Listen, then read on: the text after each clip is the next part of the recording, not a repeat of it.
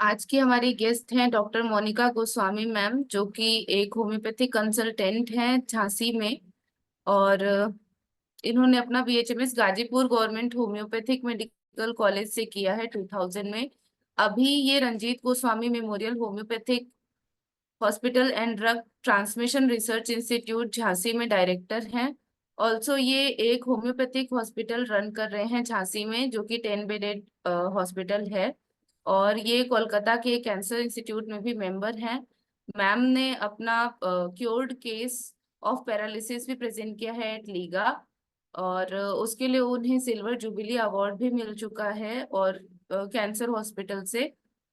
और इनको अदर बहुत सारे अवार्ड्स मिले हैं from Sahani drug transmission research cancer research centre से। मैम एक मेंबर हैं Sahani drug transmission research centre में। ये MD international academy, sorry, ma'am is also MD at international academy of homoeopathy at Greece. और ये सोफिया होम्योपैथिक मेडिकल कॉलेज में भी as a running MD चल रहा है इनका। मैम का आज का टॉपिक है केस टेकिंग के दौरान निरीक्षण। तो मैं मैम का स्वागत करती हूँ आज के हमारे वेबिनार में, और रिक्वेस्ट करती हूँ कि वो अपना आज का सेशन स्टार्ट करें। आप सबको मेरा नमस्कार।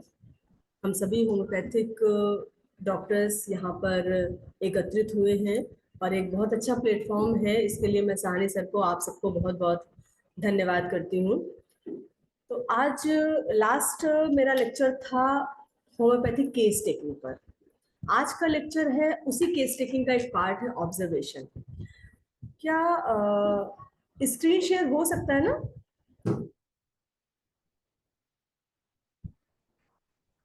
हाँ मैम, आप को होस्ट हैं, आप स्क्रीन शेयर कर सकती हैं। जी, हो रहा है स्क्रीन शेयर मेरा? जी मैम। ठीक है।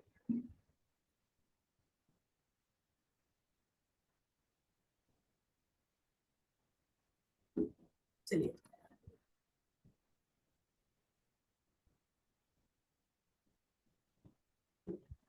एक मिनट मैं होल्ड कर रही हूँ।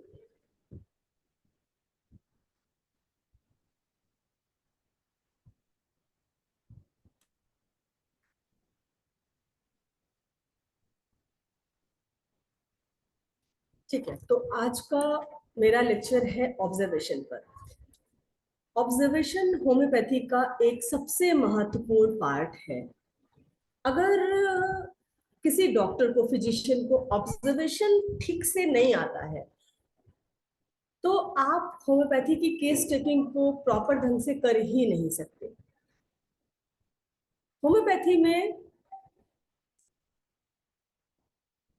जब हम केस टेकिंग शुरू करते हैं, तो जैसे लास्ट टाइम में मैंने बताया था आपको कि हमारी केस टेकिंग तो जैसे ही पेशेंट हमारे हॉस्पिटल में एंटर करता है वैसे ही शुरू हो जाती है।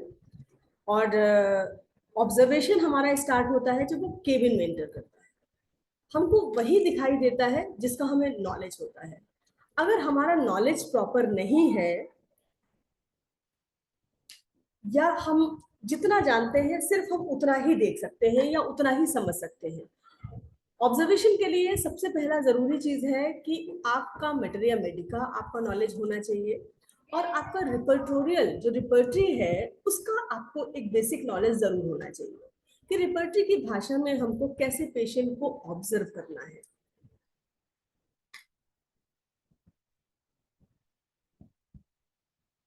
तो ऑब्जर्वेशन को हम सबसे पहले तो दो पार्ट में बांटते हैं। पहला पार्ट है, मेरा अभी कोई प्रिस्क्रिप्शन नहीं हुआ, बिफोर प्रिस्क्रिप्शन। फर्स्ट टाइम हमारे पास पेशेंट इंटर किया, हमारे केबिन में इंटर किया, उसी समय से हमने उसको ऑब्जर्व किया। बच्चा है, एडल्ट है, बुजुर्ग है, मेल है या फीमेल है, हर किसी के ऑब्जर्वेशन का एक पैटर्न होता है। और एक बच्चे का पैटर्न अलग है, एक महिला का पैटर्न अलग है, कास्ट वाइज भी पैटर्न अलग होता है। तो आपको एक ऑब्जर्वेशन के लिए आपको कम्युनिटी का भी अध्ययन होना चाहिए। आपको बच्चों के रिपर्टरी में बच्चों के लिए क्या लिखा गया है उसका भी अध्ययन आपका होना चाहिए। जैसे हम एंट्री लेते हैं, जैसे पेशेंट हमारे पास आया, फर्स्ट प्रिस्क्रिप्शन, के लिए हमको एक प्रॉपर केस टेकिंग करना है। उस प्रॉपर केस टेकिंग के लिए observation before treatment, during case taking, first prescription, और जब हमने फर्स्ट प्रिस्क्रिप्शन दे दिया देन फॉलोअप के लिए ऑब्जर्वेशन में केंट ने अपने ऑब्जर्वेशंस लिखे हैं, हेरिंग्स लॉ ऑफ क्योर अपना ऑब्जर्वेशन बताता है जिससे हम क्योर की तरफ जाते हैं। तो वो बात हम लोग बाद में नेक्स्ट सेशन में करेंगे। अभी हम बात करते हैं प्राइमरी केस टेकिंग। जब आपके पास फर्स्ट टाइम पेशेंट आया, observation is the basic part of case taking. Aphorism 6 में हैनीमैन सर ने डिस्क्राइब किया है कि जब तक हमारा ऑब्जर्वेशन ये स्किल है, ये एक तरीके का स्किल है। आप फर्स्ट डे बहुत सारी चीजों को नहीं देख सकते, जैसे जैसे जैसे जैसे आप पुराने होते जाते हैं। कहावत है कि वैद्य या डॉक्टर जितना बुजुर्ग होता जाता है वो उतना एक्सपीरियंस हो जाता है। तो ये एक स्किल है, और स्किल को हम लोग फर्स्ट डे से जब तक हम लोग अपने प्रैक्टिस में रहते हैं तब तक हम डे बाय डे हम एक नई चीजों को सीखते जाते हैं। और ये स्किल हर फिजिशियन को जरूरी है कि डेवलप करना। आप इस स्किल को जितना अच्छा डेवलप करेंगे उतना ही आप उतने ही बेहतरीन प्रैक्टिशनर बन के उभरेंगे। Observation the case of children, male, female, old people. Observation point of view in different stages like childhood at birth up to 15-year age, young 15 से 24 साल, इसको कैटेगराइज किया गया है। अब हम लोग सीधे आते हैं बच्चों के केस में। बच्चों के केस में 6 महीने का बच्चा आया, वो तो न चल सकता है न बोल सकता है, अपनी एक्टिविटीज में क्या करता है। 6 महीने का बच्चा माँ की गोद में बैठा हुआ है, तो वो शांत बैठा है या वो डरा हुआ बैठा है या आपसे इंटरेक्ट, आप पहली बार उससे मिल रहे हैं, वो आपसे कितना इंटरेक्ट कर रहा है, चीयरफुल है, स्माइल पास कर रहा है, अपने फिंगर्स को मुंह में डाले हुए है। ये बड़ा कॉमन फीचर है, लेकिन हमारे लिए तो एक सिम्टम है। सिर्फ उंगलियां डाले हैं कि अंगूठा ही चूसे जा रहा है, मुंह से लार कितना टपक रहा है उसका बॉडी में कहीं पसीना है या हेयर ग्रोथ उसकी बॉडी में कितना है। आईब्रोज के बिटवीन हमारे पास एक सिम्टम है कि दोनों आईब्रोज के बिटवीन अगर बाल हैं तो ये अनकॉमन है, हमारे लिए ये सिम्टम होगा। या उसके ओवरऑल बॉडी हेयरी है, या उसकी चिन पे बाल बहुत ज्यादा हैं, उसके नेल्स कैसे हैं, वो रो कितना रहा है या हंस कितना रहा है या डरा हुआ है, अपनी माँ से ही चिपका हुआ है या आपके साथ मिक्सअप हो जाता है। इसके बाद बाल पे आ जाते हैं, बालों का पैटर्न उसके स्कैल्प पे कैसा है। हमारे पास ये सारे सिम्टम्स रिपर्टरी में पड़े हुए हैं। आपको सबसे बेहतरीन अगर आपका ऑब्जर्वेशन बेस्ट करना है तो इसके लिए आपको रिपर्टरी का ज्ञान बहुत जरूरी है। जब आपका रिपर्टरी का ज्ञान होगा तभी वो चीज आपको दिखाई देगी, तभी वो चीज आपके लिए वैल्यूएबल होगी। जैसे हमारे पास सिम्टम पड़ा है आईब्रोज के बिटवीन हेयर, हमारे पास सिम्टम पड़ा है कि अपर लिप पे बाल, हमारे पास सिम्टम पड़ा है बॉडी एज अ होल बहुत हेयरी है। वहां पर अलग अलग दवाइयां हैं, दवाइयों को डिस्कस नहीं करना है क्योंकि हम लोग एक अनप्रेजुडिस्ड ऑब्जर्वर हैं।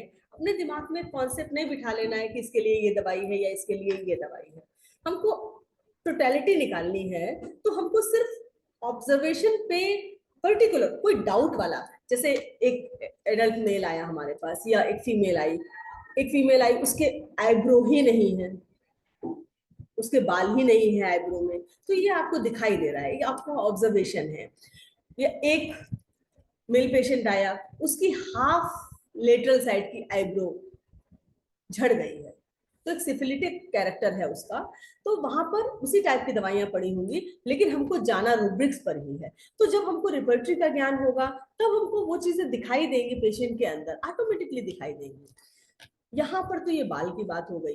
अब हम लोग थोड़ा सा नेल्स की बात करें तो नेल्स में कई बार व्हाइट लाइंस हैं, कई बार ब्लैक लाइंस हैं, नेल्स के नेल बेड की स्किन निकल जा रही है बार बार, या नेल्स ब्रिटिल हो गए हैं।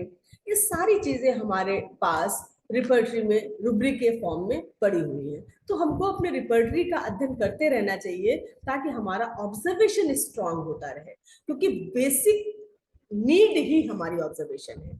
जब मेरा ऑब्जर्वेशन बेहतर होगा तो हम पेशेंट को बिल्कुल, कई बार हमको तो 2-3 सिम्टम्स में ही हम एक एग्जैक्ट रेमेडी तक पहुंच जाते हैं, सिमिनिमम तक पहुंच जाते हैं।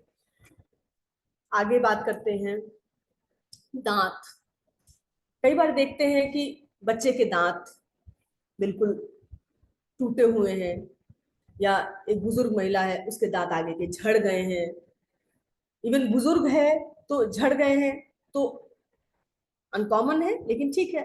लेकिन कई बार हमने देखा है 45 साल की उम्र में ही आगे के 4 दांत झड़ गए हैं। एक पेशेंट हमारे पास आया, उसके आगे के दांत बिल्कुल सॉलिड बढ़िया मजबूत दांत हैं, लेकिन ब्लैक हो गए हैं। तो ब्लैक दांत क्या बता रहे हैं? वहां पर नेक्रोसिस स्टार्ट हो गई है, वहां पर कहीं ना कहीं ब्लड सप्लाई प्रॉपर नहीं हो रही है। पूछा कारण क्या हुआ, ऐसे ब्लैक क्यों हो गए? बचपन में चोट लगी थी, उसके बाद से धीरे धीरे 4 दांत ब्लैक हो गए। तो ये पेशेंट कई बार नहीं बताता है आपको, पर आपका ऑब्जर्वेशन है बहुत स्ट्रांग होना चाहिए। और ऑब्जर्वेशन स्ट्रांग करने के लिए आपका सारे सेंसेस ओपन होने चाहिए। जैसे आपकी आईज देख रही है प्रॉपर, आपका दिमाग कॉन्सेंट्रेट है, आपका हैंड राइटिंग भी, ताकि आप उसको प्रॉपर वे में लिख पाए वो भी। इसके अलावा आपके सूंघने की स्थिति, सूंघने की क्षमता भी बहुत स्ट्रांग होनी चाहिए। जैसे कोई पेशेंट आपके रूम में एंट्री किया, एक अजीब सी स्मेल आई, पसीना उसका कैसा है ये दिखाता है ना। ये सारे ऑब्जर्वेशंस ही हैं कि हमने कुछ पूछा नहीं। ऑब्जर्वेशन का मतलब है कि हमने अभी से उससे कुछ पूछा नहीं है और हम उसको ऑब्जर्व कर रहे हैं। ऑब्जर्वेशन का मतलब सिर्फ इतना ही नहीं है, ऑब्जर्वेशन और भी कई मायने में है, लेकिन अभी हम बात करते हैं कि हम सिर्फ देख पा रहे हैं। अभी हमने उससे कोई सवाल नहीं किया, कोई सवाल उससे हमने क्रिएट नहीं किया, सिर्फ देखा। पेशेंट हमारे केबिन में इंटर किया और एक अजीब सी स्मेल आई, तो एक स्मेल आई, जरूरी नहीं है कि आते ही आप उस सवाल को तुरंत पूछें।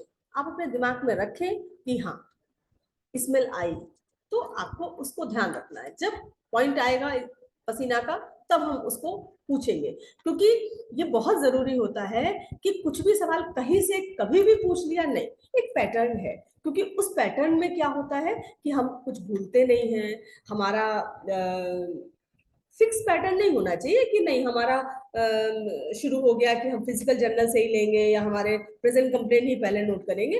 कई बार बात करते करते करते करते मेंटल स्टेट आ जाता है तो हम मेंटल पे चले जाते हैं, ठीक है। लेकिन एक प्रोफार्मा होता है जिसके आधार पे हमें अपना काम करना होता है। तो पसीने की बात आई, अब पसीने में भी स्टेन, कई बार येलो है या व्हाइट कपड़े पे ब्लैक कलर का स्पॉट है।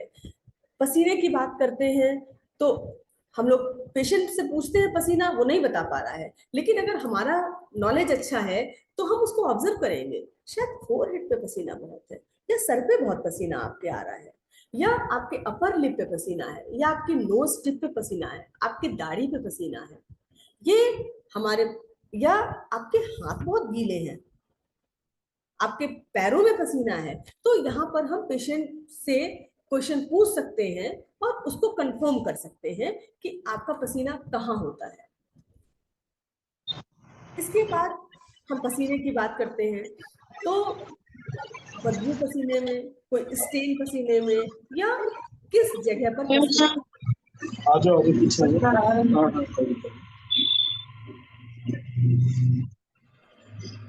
किस किस जगह पर पसीना ज्यादा है ना। मोनिका जी आप अपने को अनम्यूट कर लीजिए। मोनिका जी आप अनम्यूट कर लीजिए। मोनिका जी आप अपने को अनम्यूट कीजिए, आप म्यूटेड हो गई। हाँ जी सर, जी सर। हाँ, अब पसीने की बात स्कैंटी पर्सपायरेशन है या प्रोफ्यूज पर्सपायरेशन है, बहुत ज्यादा मात्रा में पसीना आ रहा है, एसी चल रहा है, नॉर्मल कमरा है, फिर भी पसीना बहे जा रहा है, तो एक सवाल बनता है ये पसीना ऐसे ही आ रहा है या कोई घबराहट बेचैनी भी हो रही है? नहीं नहीं, हमको तो पसीना यूं ही बहुत आता है, ऐसी कोई घबराहट नहीं हो रही। ये कंफर्म करना जरूरी है। अगर उसको घबराहट हो रही है तो क्या वो हार्ट की तरफ जा रहा है या उसका कोलेस्ट्रॉल बढ़ा हुआ है, यहाँ पर हमको ये समझ में आता है। या कोई घबराहट नहीं है, उसको गर्मी ही ज्यादा लगती है, पसीना आ रहा है, उसको बहुत एसी चलने के बावजूद भी बहुत पसीना आ रहा है। कई बार पेशेंट कहता है कि पसीना एकदम से आएगा, फिर नॉर्मल हो जाएगा थोड़ी देर बाद, फिर थोड़ी देर पसीना आएगा, फिर नॉर्मल हो जाएगा। तो ये सारी चीजें जब आप ऑब्जर्व करते हैं तो पेशेंट से हम कंफर्म भी करते हैं कि क्या सच्चाई है इसके पीछे। जो पेशेंट कहेगा सच वही होगा, हमें वही समझना होगा। उसके बाद कॉन्स्टिट्यूशन की बात करते हैं। पेशेंट किस चाल से आ रहा है आपके पास, लंगड़ाते हुए चल रहा है या धीमे धीमे चल रहा है या बहुत तेज है चलने में, थोड़ा सा घबराया हुआ बच्चा है या बहुत सबमिसिव है। बच्चों के केस में खासकर हाइपर एक्टिव चाइल्ड है, स्लो है, एक जगह बैठा हुआ है, तो उसके कॉन्स्टिट्यूशन में मोटा है या पतला है या बॉडी में कहीं पर स्वेलिंग है। तो ये एक ऑब्जर्वेशंस के पार्ट है जिससे हमको अंदर की पैथोलॉजी समझ में आती है। तो ऑब्जर्वेशन में होम्योपैथिक ऑब्जर्वेशन तो हमें करना देखना ही है, साथ में पैथोलॉजिकल ऑब्जर्वेशन भी बहुत इंपॉर्टेंट है। आपको पैथोलॉजिकल ऑब्जर्वेशन के लिए आपको पैथोलॉजी का ज्ञान होना चाहिए, क्या इन्वेस्टिगेशंस होते हैं, क्या साइन एंड सिम्टम्स हैं, किस बीमारी में क्या साइन एंड सिम्टम्स हो सकते हैं। तो ये भी आपको बेहतर नॉलेज होना चाहिए उस चीज को समझने के लिए। जब आपका ऑब्जर्वेशन बहुत स्ट्रांग होता है, आपकी हिस्ट्री 70% हिस्ट्री आपकी हो चुकी होती है ऑब्जर्वेशन से, 30% हिस्ट्री तो पेशेंट बाद में बताता है, अटेंडेंट बताता है। आपका ऑब्जर्वेशन आपकी 70% हिस्ट्री को कवर करता है, आपको सिमिलम के डायरेक्शन में लेकर जाता है। देन हम बात करते हैं जैसे मुंह में होठ, आप उसके होठ देखें, कोई ब्लैक पैचेस हैं होठ में, काले होठ हैं या ड्राई हो रहे हैं होठ, या लिप्स के बीच में कट लगा हुआ है। कभी मुंह को खोल के देखें तो उसकी टंग कैसी है, फ्लैबी है, थिन है, क्रैक्ड टंग है, बहुत सारे फिशर हैं टंग में, या कोई डिस्कलरेशन है, white patch, yellow patch, black patch, या कई बार दांतों के इम्प्रिंट होते हैं आपके।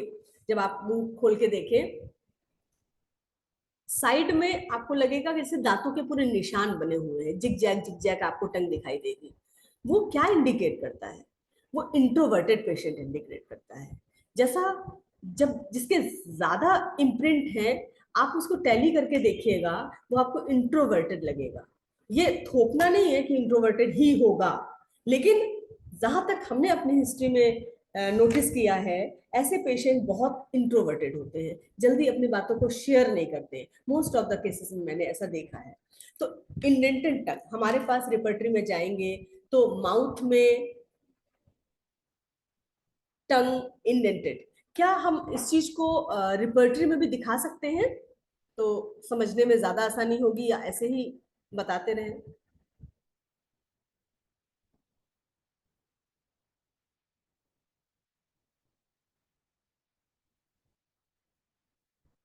आप दिखाइए ना अभी पटरी में मैडम। जैसे माउथ में आते हैं हम, माउथ में इंडेंटेड इंडेंटेड टंग, यहां पर इंडेंटेड टंग में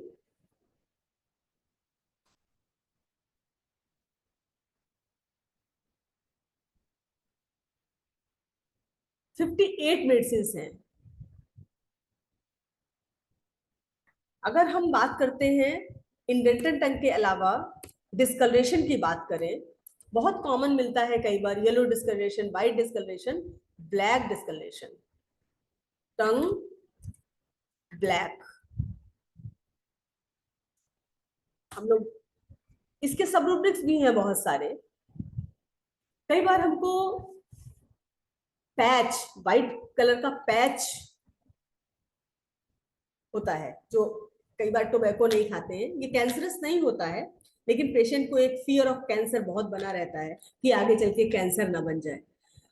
इसके अलावा पेशेंट हमारे सामने आया, मोटा है पेशेंट, हेल्दी है, उसकी आंखों के नीचे यहां पर आपको व्हाइट व्हाइट पैचेस दिखाई देंगे, या आंखों के ऊपर वाइट वाइट पैचेस आपको दिख रहे हैं।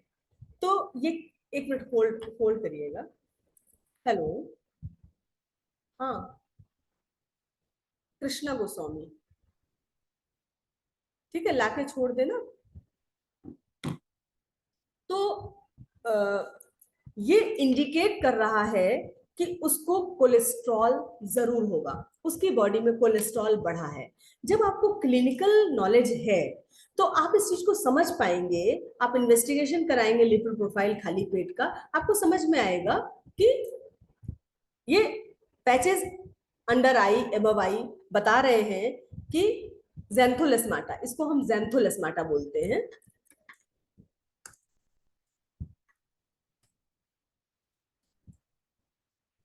ये इंडिकेट कर रहा है कि बॉडी में कोलेस्ट्रॉल का लेवल बढ़ा हुआ है। हम बात करते हैं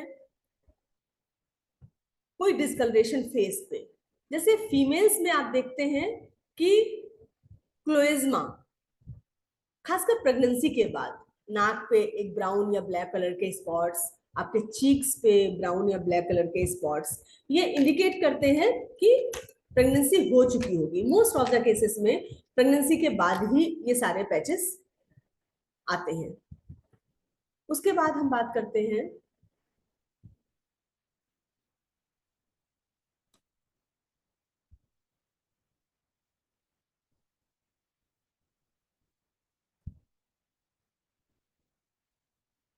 फिजिकल अपीयरेंस। जैसे हमने बताया कि हाइट, एक बच्चा मेरे पास आया, वो अपनी हाइट से बहुत ज्यादा था।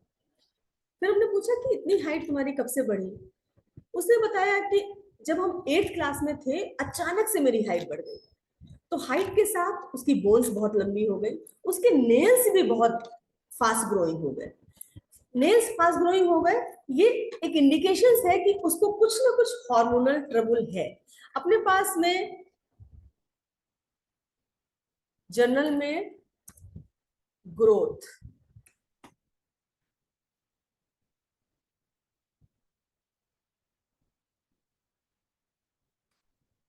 पड़ा हुआ है symptom, length to fast in, जहां पर 17 दवाइयां हैं। अब नेल्स के बारे में हम बात करें तो एक नेल्स का पैटर्न है क्लबिंग फिंगर। क्लबिंग फिंगर बच्चों में अगर आपको, या बड़ों में, बुजुर्ग में भी आपको दिखे कि क्लबिंग फिंगर क्या होता है। क्लबिंग फिंगर, जो फिंगर में एक पैच, मोटी मोटी फिंगर्स हो जाती हैं, उसके ब्लू नेल्स होंगे, और ये आगे की फिंगर्स मोटी, मतलब बड़ी हो जाएंगी, एक आकार, क्लब टाइप का आकार। दैट मीन्स कि वो हार्ट पेशेंट है, उसका इंडिकेशन है पैथोलॉजिकल कि उसको हार्ट की बीमारी हो रही है। तो ये क्लिनिकल नॉलेज के आधार पे बताया जा सकता है कि पेशेंट को क्या प्रॉब्लम हो सकती है। हम स्किन की बात करें,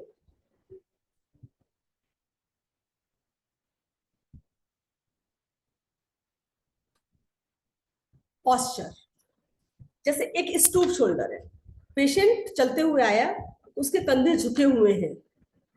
सभी जानते हैं फास्फोरस बड़ी कॉमन मेडिसिन है, अपने पास रिपर्टरी में स्टूप शोल्डर भी है। कभी भी एक मेडिसिन के बारे में नहीं सोचना है कि स्टूप शोल्डर है तो फास्फोरस ही दे देना है। हमेशा हमको रिपर्टरी पर जाना है, वहां पर और भी दवाइयां होंगी जिनके बारे में हम सोच सकते हैं। तो जो भी हम ऑब्जर्व करेंगे, जो भी हमको सिम्टम्स चाहिए होंगे, वो सब रिपर्टोरियल भाषा में ही हमको बात करनी है। डॉक्टर हैनीमैन ने हमेशा समझाया है कि हमको अनप्रेजुडिस ऑब्जर्वर बनना है। जब हम अनप्रेजुडिस बनेंगे तभी हम इंडिविजुअलाइज कर पाएंगे। इंडिविजुअलाइज का मतलब सिमिलर और सिमिलिमम, सिमिलिमम तक तभी हम पहुंच सकते हैं जब हम एग्जैक्ट बात करें। हम फिक्स हो गया कि फास्फोरस है और हम फास्फोरस ढूंढना शुरू करेंगे तो डेफिनेटली, एक्चुअली मेरा बेटा कोचिंग में है, थोड़ा सा मैं बात कर लूं मुझे। हेलो, हाँ जी मैम, ठीक है, आप उसको भेज दीजिएगा। जी जी, नहीं, ठीक है, ठीक है, thank you madam, thank you. Sorry for disturbance. तो हम बात करते हैं कि स्टूप शोल्डर। अब हम जब भी किसी भी सिम्टम की बात करेंगे, हमेशा रिपर्टोरियल भाषा में ही बात होनी चाहिए कि अगर अपर लिप पे बाल है तो सीपिया उठा के दे दे, ऐसा नहीं है। हम रिपर्टरी में जाएंगे, रिपर्टरी में एक जर्नल में पढ़ा हुआ है hair, distribution of hair masculine, hair distribution of hair masculine, मतलब कि दाढ़ी पर भी बाल है, मूछों पर भी बाल है, चेस्ट में भी बाल हो सकते हैं। वहां पर 8 दवाइयां पड़ी हुई हैं, पल्सेटिला भी है, सीपिया भी है, थूजा भी है। अगर हम फेस में जाते हैं, फेस में hair, growth of hair, women in, Ignatia पड़ी हुई है। अपर लिप पे बात करते हैं तो 9 दवाइयां हैं। अगर हम विस्कर्स की बात करते हैं तो वहां पर 4 मेडिसिन है। आईब्रोज थिक बुशी, बहुत मोटी मोटी आईब्रोज है, वहां पे देखिए मेडोराइनम और सल्फर पड़ी हुई है दवाई। बिटवीन काली ग्रुप और कालीनेटम और फास्फोरस, ये सब हमारी रिपर्टोरियल भाषा में पड़ी है। चेहरा बताता है आपको, रिपर्टरी बताती है कि सिम्टम का क्या चुनाव करना है। आपको सिम्टम्स का चुनाव करके आप रिपर्टरी करिए, रिपर्टराइजेशन उसका करिए, उसके बाद एनालिसिस करिए कि क्या हो सकता है वो पेशेंट, वो किस मेडिसिन का पेशेंट हो सकता है। किसी एक सिम्टम के आधार पे हमको मेडिसिन कभी भी डिसाइड नहीं करनी है। Then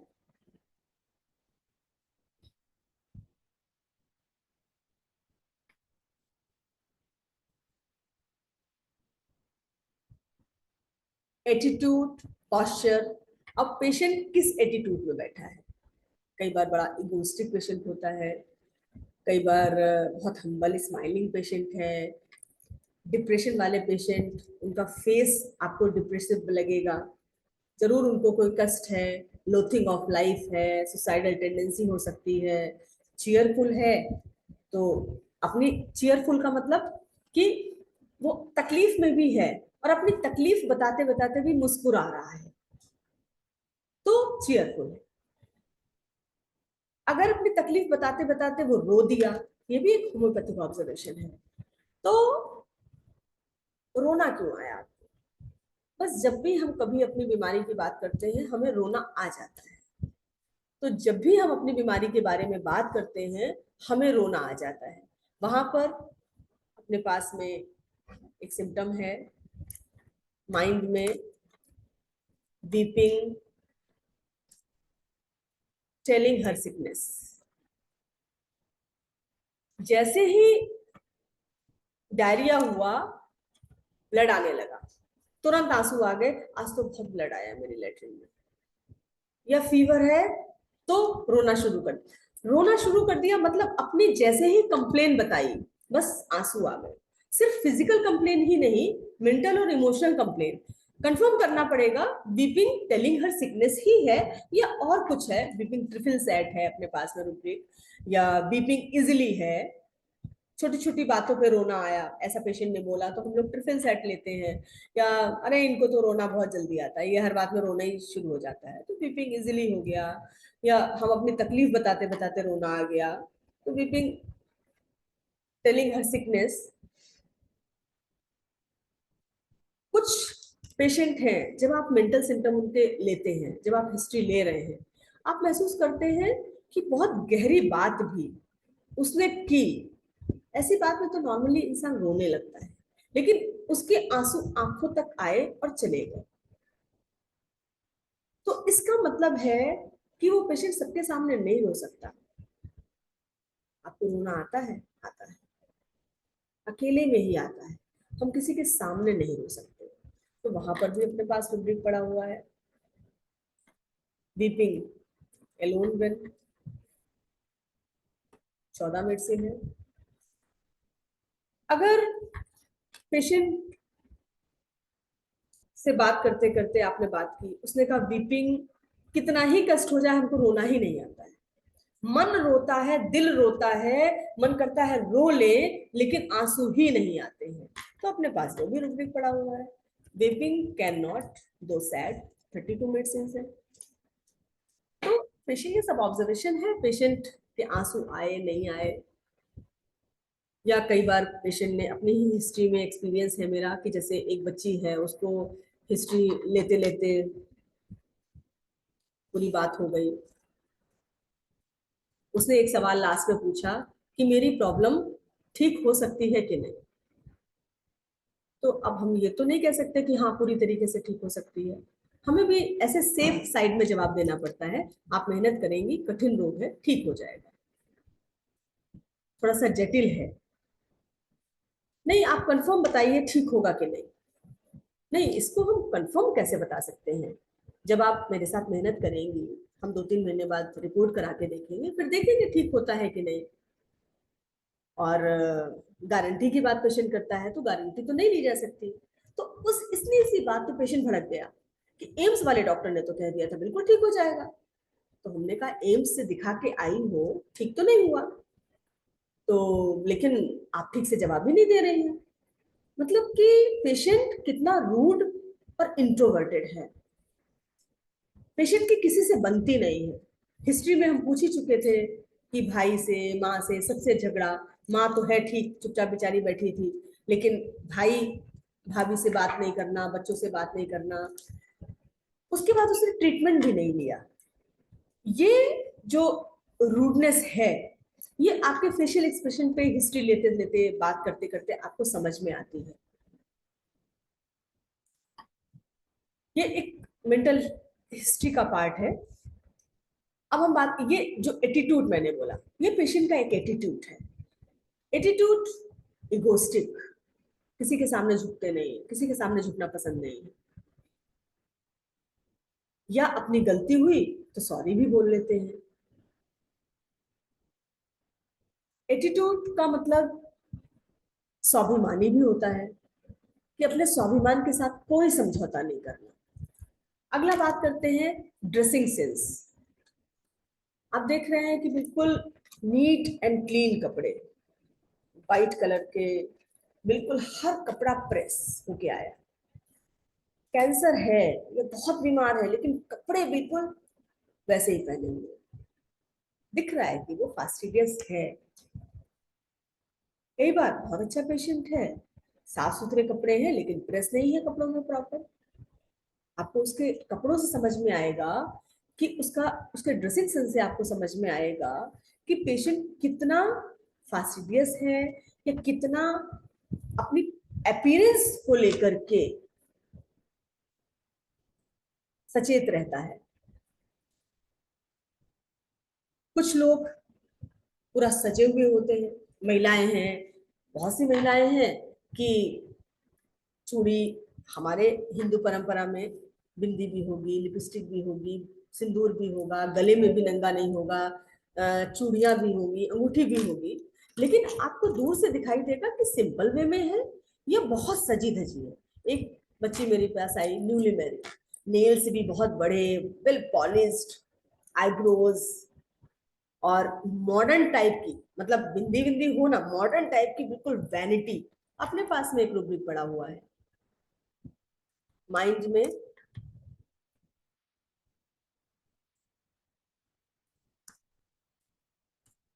vanity. वैनिटी मतलब साजो सज्जा, अपनी सजावट,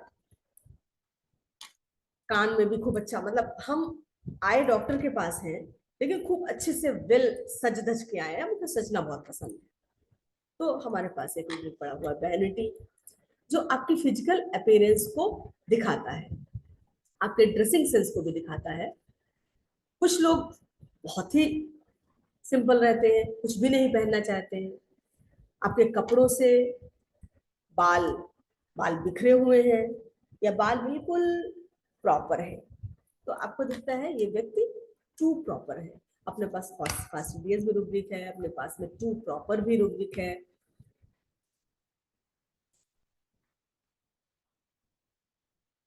नेक्स्ट, बच्चे के बारे में बात करते हैं कि बच्चा सोता है तो किस पोजीशन में, या बड़ा भी सोता है तो किस पोजीशन में। घोड़ा बन के बच्चे सोते हैं, नीचेस्ट पोजीशन, हम लोग रिपर्टरी में लेते हैं इसको, नीचेस्ट पोजीशन। जनरल में भी रूब्रिक है, lying knee chest on, knee elbow position, और हम लोग स्लीप में भी पोजीशन देखते हैं knee chest, knee chest position, knee elbow position. सोने में पोजीशन स्लीप में भी है और एब्डोमेन में भी है। तो ये कंफर्म करना पड़ेगा आप लेटते ही ऐसे हैं या नींद में ऐसे हो जाते हैं। यहाँ पर दोनों जगह रूब्रिक है, लेकिन दोनों का अंतर है। जनरल रूब्रिक तब होगा जब आप ओवरऑल है, और स्लीप में पर्टिकुलर है कि नींद में ही हम सोते हैं, लेकिन सोते सोते हम ऐसे हो जाते हैं, ये स्लीप में कहलाएगा।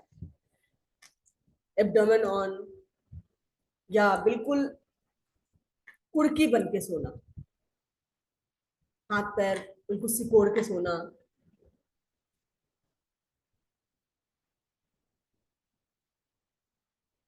कवरिंग। कुछ लोग होते हैं कि हम गर्मी में भी गर्म ओढ़ के सोते हैं, गर्मी में भी, इतनी मई जून की गर्मी में भी हम कंबल ओढ़ रहे हैं। तो कंबल क्यों ओढ़ रहे हैं? हमारा घर ही बहुत ठंडा रहता है, अंग्रेजों के जमाने का बना हुआ है, वहां जंगल बहुत है और कूलर बहुत ठंडा करता है, इसलिए ओढ़ना पड़ता है। ये तो कॉमन हो गया, कोई भी ओढ़ेगा। लेकिन बाकी सब बिना चादर के सो रहे हैं और हम अपने पैरों पे मोटा चादर या कंबल डाल रहे हैं। सबके लिए अलग अलग रूब्रिक है हमारे पास में। तो इसलिए ओढ़ना तो मैटर है, लेकिन क्या ओढ़ रहे हैं, किस परिस्थिति में ओढ़ रहे हैं, सबके लिए अलग अलग है। जैसे हम बात करते हैं जनरल में कवर्स, एम्यूलरेट, ये तो सिंपल चादर ओढ़े बिना नींद नहीं आती, चाहे कितनी ही गर्मी हो, मई जून की गर्मी में। अगर पेशेंट बोलता है कि हम कंबल ओढ़ते हैं, एसी या कूलर की ठंडक की वजह से नहीं, मेरी आदत है, जब तक हम कंबल नहीं ओढ़ते हैं हमको इतनी गर्मी में भी कंबल की जरूरत पड़ती है, तो वहां पर एक रूब्रिक पड़ा हुआ है रैप, वार्म, रैप, एग्रीवेट भी है, एम्यूलरेट भी है। क्या है उसके साथ, वो आपको सिम्टम कलेक्ट करना है। कई बार पेशेंट ने बोला कि ये जो पंखा चलता है इससे मेरे पैरों में दर्द हो जाता है, जिसकी वजह से हमको ओढ़ना पड़ता है। तो वहां पर हम जनरल में आते हैं एयर, इंडोर, एग्रीवेट। तो उस ऑब्जर्वेशन में बहुत इंपॉर्टेंट है कि रिपर्टरी में रूब्रिक्स हजारों हजार पड़े हुए हैं, बस आपको उसको पलटते रहना है, रूब्रिक्स को समझते रहना है, तभी जाकर के हम एग्जैक्ट ऑब्जर्वेशन तक पहुंच पाएंगे। देन बात करते हैं कि अनकवरिंग।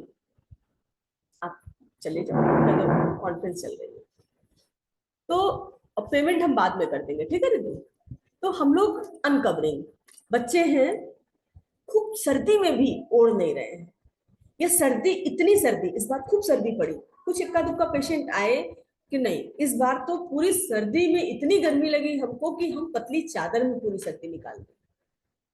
तो यहाँ पर अनकवरिंग, अनकवरिंग में अपने पास रूब्रिक पड़ा हुआ है general,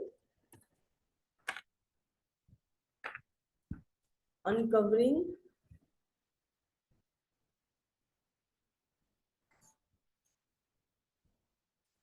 kicks the covering, even coldest weather, ये बच्चों में है। और अपने पास में सारे रूब्रिक पड़े हुए हैं, बहुत सारे सब रूब्रिक है, हम क्या टैली हो रहा है उसको हमें समझना होगा।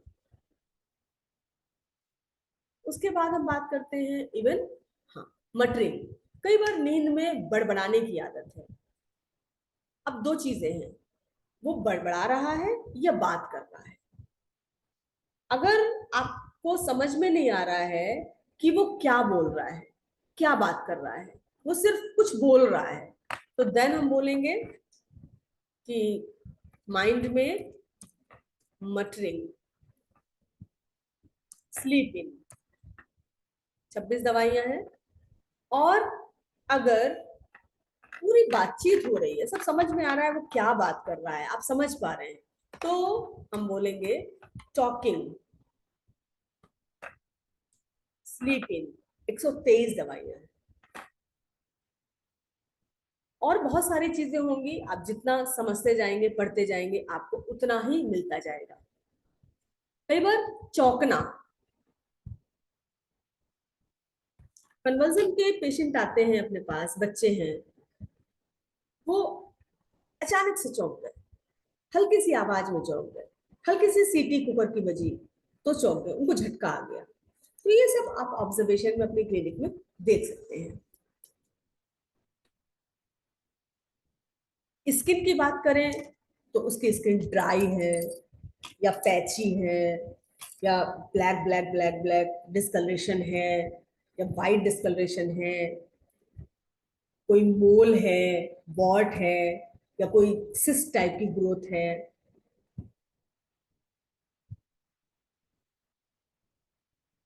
एक्सोस्टोसिस, माथे पर देख रहे हैं कि एक हड्डी जैसी निकल आई है, या पैर के टोज आपने देखे होंगे आउटवर्ड एक्सटेंड कर जाते हैं, वहां एक्सोस्टोसिस बन रहा है, मतलब कि वहां पर हड्डी की ग्रोथ हो रही है, हड्डी बढ़ रही है। तो इसका मतलब उसको ऑस्टियोआर्थराइटिस इम्बैलेंस शुरू हो चुका है। तो कहीं पर टूट फूट होगी, कहीं पर एक्स्ट्रा ग्रोथ उसकी बॉडी में हो जाएगी। तो उसकी बॉडी का कैल्शियम लेवल क्या है, कहीं पर डिके हो रहा है, जैसे दांत। कई बार हम देखते हैं कि दांत काले काले हैं। इसके दांत काले कैसे हो गए? कन्वर्जन की दवाई चल रही थी, उसके साइड इफेक्ट से दांत काले हो गए।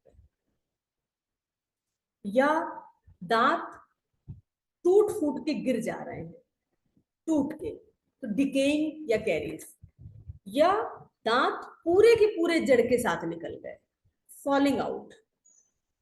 अपने पास में रूब्रिक पड़ा हुआ है, दूध है फ्रिज में, दोनों ना। उसके बाद हम बात करते हैं फेस। कई बार हम लोग देखते हैं उम्र ज्यादा नहीं है लेकिन फेस रिंकल्ड है, बहुत सारी रिंकल्स है फेस पे, या ओल्ड में एज में भी बहुत ज्यादा रिंकल फेस है। अपने पास वो भी रूब्रिक पड़ा हुआ है। ज़ैंथोलस्माटा मैं आपको बता ही चुकी हूँ, आपको दिखाई देगा कि कोलेस्ट्रॉल, आपकी बॉडी में कोलेस्ट्रॉल लेवल बढ़ रहा है, उसको हम ज़ैंथोलस्माटा बोलते हैं। नेक्स्ट बात करते हैं बिहेवियर एंड डेवलपमेंट। बच्चे का बिहेवियर कैसा है? ऑटिज्म के बच्चे आते हैं, मेंटली डिसेबल्ड बच्चे आते हैं, बहुत हाइपर एक्टिव होते हैं, बाहर बैठ के बहुत शोर मचाते हैं, बैठने नहीं देते हैं।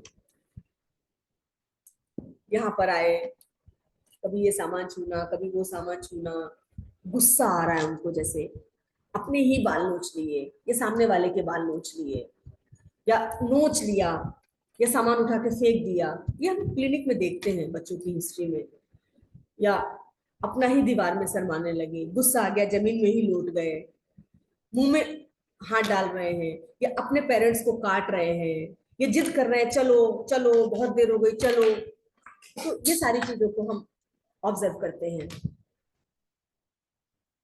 दांत पीसना, मुंह से लार टपकना, ये बच्चों में के बड़े कॉमन फीचर हैं। या बच्चा बहुत डरपोक टाइप का है, या बच्चा आपके पास आया, आपसे कम्युनिकेट करने लगा। कई पेशेंट आते हैं, बच्चे थूक रहे हैं, बहुत थूक रहे हैं, बैठे बैठे आप ही के ऊपर थूक दिया, तो स्पिटिंग। या चुप है, क्लिंगिंग टू मदर या क्लिंगिंग टू फादर।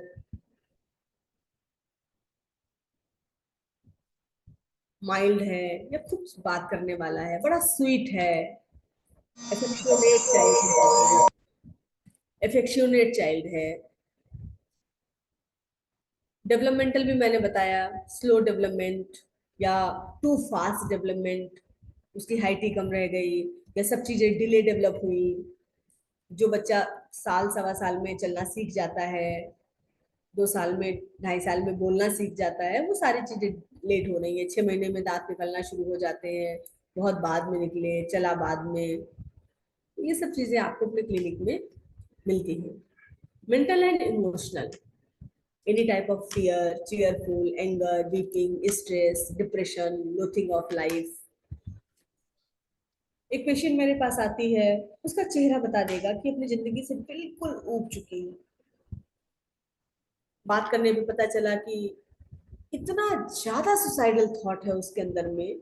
उसकी एक बेटी डाउन सिंड्रोम है, तो उसको लगता है कि अगर हम मर जाएंगे तो उस बेटी का क्या होगा, ये तो अकेले सरवाइव नहीं कर पाएगी। तो इतना सीवियर डिप्रेशन कि सबसे पहले हम अपनी बेटी को मारें, चश्मा गिर गया, सबसे पहले हम अपनी बेटी को मारेंगे, उसके बाद खुद को मारेंगे, उसके बाद खुद को मारेंगे। उसने कई बार कोशिश की, एक बार तो अपनी बेटी को नाक दबा दिया उसने, और बच्ची तड़पती रही, इतनी देर तक उसको मारने की कोशिश करती रही कि उसकी लैट्रिन पेशाब छूट गई। फिर उसने घबरा के छोड़ दिया उसको, वो बच गई। या फांसी पे हम टांग दें, या हम ऊपर छत से फेंक दें लड़की को, पहले हम अपनी बेटी को मारे, उसके बाद हम मरे। तो इस हद तक इतना डीप डिप्रेशन, कारण क्या कि मेरे जीने की जरूरत क्या है, मेरी जरूरत ही नहीं है किसी को। हस्बैंड की तरफ से फॉर सेकेंड फीलिंग, एक सस्पिशन भी कि हस्बैंड का शायद कहीं और रिलेशन है।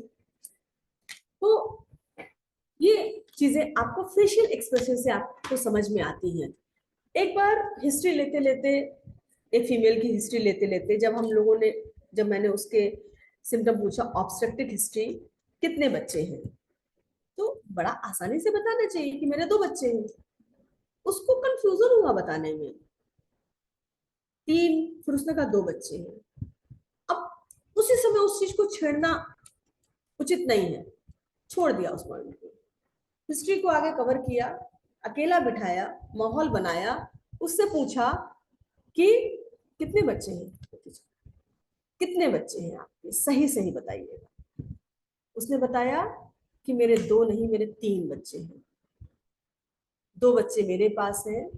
जब तीसरा बच्चा आया तो हमें लगा कि तीसरा बच्चा लोग क्या कहेंगे, तीसरा बच्चा नहीं होना चाहिए, इसलिए इसको अबॉर्ट करा दो। मेरी मासी की बहू का कोई बच्चा नहीं था, उसने बोला कि मुझे दे दो ये बच्चा, वो बहुत पैसे वाले लोग हैं। इसने उनकी वजह से, सबने मना किया, लेकिन इन्होंने उनकी वजह से वो बच्चा पाला। 9 महीने बाद डिलीवरी हुई, फिर उसको वो प्यार आ गया, वो बच्चा देना नहीं चाहती थी, बड़ा मुश्किल से उसको बच्चा दिया। 1 हफ्ता 10 दिन तक तो मौसी, 2-3 महीने तक मौसी उस बच्चे से कभी कभी बात कराती रही। उसके बाद 3 महीने के बाद मौसी ने बात कराना ही बंद कर दिया। उनको भी लगा कि भाई ज्यादा अटैचमेंट रहेगा तो फिर बच्चा भी नहीं सरवाइव कर पाएगा। दोनों ही अपनी जगह ठीक थे, लेकिन इसको बड़ा धक्का लगा उस बात का, और ये बात उसने नहीं बताई, ये बात उसके फेस ने बताई, जो एक फिजिशियन ऑब्जर्व करता है। कई बार हम जाने कितनी चीजें मिसिंग कर जाते होंगे इस ऑब्जर्वेशन में। एक बार एक और हिस्ट्री लेते लेते, कैंसर की पेशेंट थी, बुजुर्ग महिला, उसकी हिस्ट्री लेते लेते उसकी आंखों और चेहरे ने बताया कि उसके हस्बैंड का रिलेशन उसकी ही सगी बहन के साथ है। तो ये पेशेंट आपको कभी बताएगा नहीं इस तरीके की बातें। जब आपका ऑब्जर्वेशन बड़ा स्ट्रांग होगा, जब आप 100% अपने पेशेंट के साथ बैठे होंगे,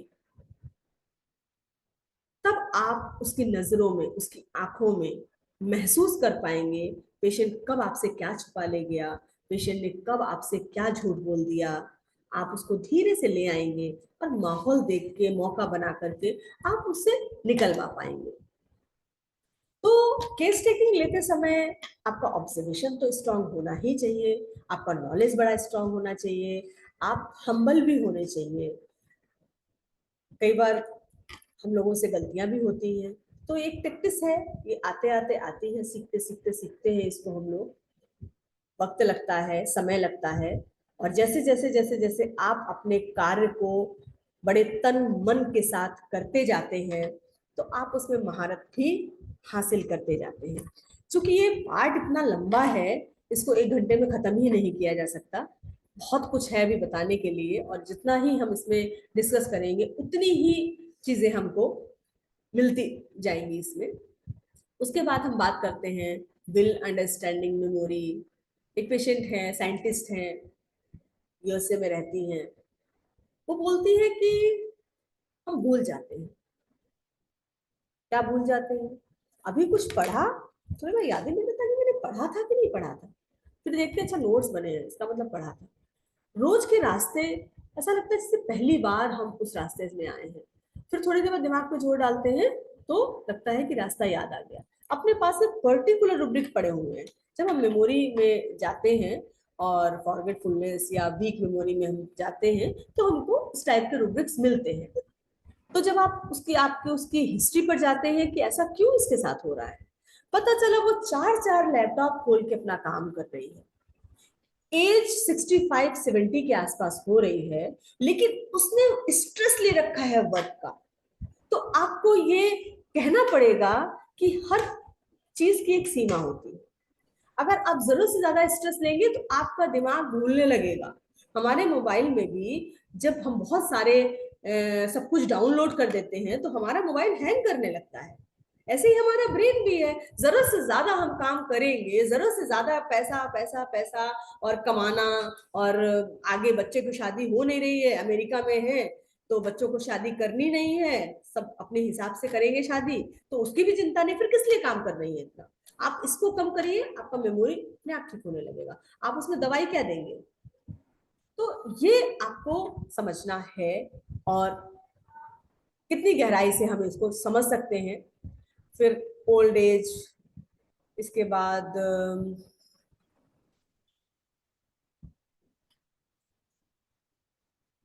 बिहेवियर, फेस, पैथोलॉजी। आपको पैथोलॉजी का नॉलेज बहुत जरूरी है। जब आप पैथोलॉजी में, आपको पैथोलॉजिकल डिजीज, कौन सी डिजीज में क्या पैथोलॉजी होगी, उसके क्या साइन एंड सिम्टम्स होंगे और लेबोरेटरी फाइंडिंग क्या होगी, तो आप बहुत सारी चीजों को कॉमनली आप पेशेंट को देख के डायग्नोस कर सकते हैं। तो सिर्फ होम्योपैथिक ऑब्जर्वेशन ही जरूरी नहीं है। ऑब्जर्वेशन आपको pathological, sign and symptom, laboratory findings का भी नॉलेज बहुत ज्यादा जरूरी है। आधा पेशेंट तो हम इस नॉलेज के साथ ठीक कर सकते हैं। तो आप, समय बहुत हो गया है क्योंकि टाइम की बहुत ही ज्यादा पंक्चुअलिटी है। अपनी वाणी को हम यही विराम देंगे और हम साइनी सर को इनवाइट करेंगे कि आज के लेक्चर में मेरे लिए कोई सलाह हो तो प्लीज वो जरूर दें, ताकि हम अपने सीखने की कैपेसिटी को और बढ़ाएं।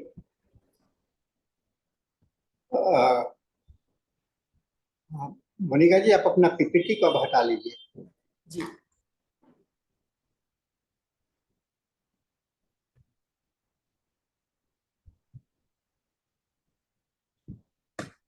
स्क्रीन भी हटा लीजिए। जी जी जी।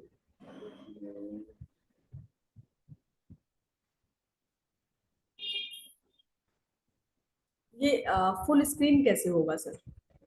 आप अपना स्क्रीन शेयर को हटाइए ना, तो स्क्रीन शेयर है कंटिन्यूड है। ओके। तो आपका ये कंप्यूटर का जो, हाँ आप, जी जी, ओके ओके, ठीक है, थैंक यू।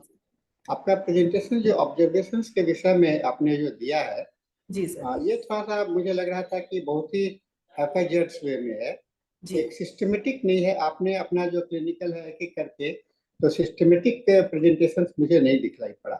Ji sir. कुछ रूब्रिक्स के जो आपने व्याख्या किया, जैसे वैनिटी का, तो वो भी मुझे कुछ अप्रोप्रिएट नहीं लगा था। आपने वैनिटी के विषय में क्या कहा था? वैनिटी मतलब एक साज सज्जा, सजावट, खुद के अपीयरेंस को लेके, या वैनिटी बहुत का ज्यादा। मतलब होता है, एक वैनिटी का मतलब होता है एक प्राइड से रिलेटेड होता है। अपने को बहुत ज्यादा सोई होते हैं, बहुत ही ये होता है, साज सजावट ही उसके अंदर मिले, वो उसका एक एस्पेक्ट है। लेकिन वैनिटी इज नॉट दैट कि ये जो है सो आपका साज सजावट में आता है। तो ये एक थोड़ा सा है, क्लैरिटी लानी पड़ेगी, क्योंकि आप जब उस रूब्रिक्स में जाएंगे तो रूब्रिक्स को थोड़ा सा ठीक से समझने का भी कोशिश करना जरूरी है। और जी। सिस्टमेटिक प्रेजेंटेशंस में ले आना, आपने बातों को तो रखा है, अब अपने क्लिनिक के और दौरान जो आपने देखा है उसको आपने डाला है, ये अच्छी बात है।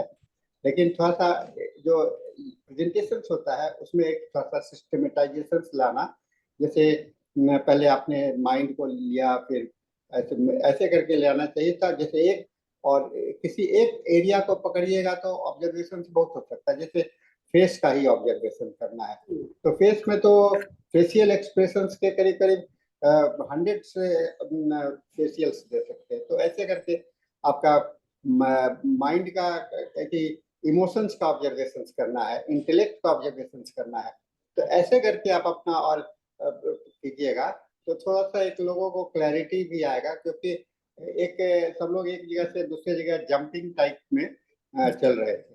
जी। तो यही मुझे कहना है।